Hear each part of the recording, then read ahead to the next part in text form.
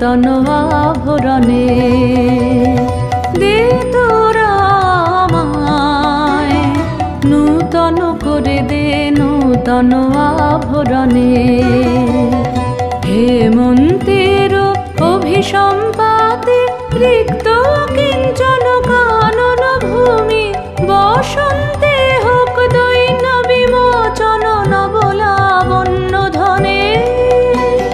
শূন্য শাখা লজ্জা ভুলে যাক পল্লব আবরণে।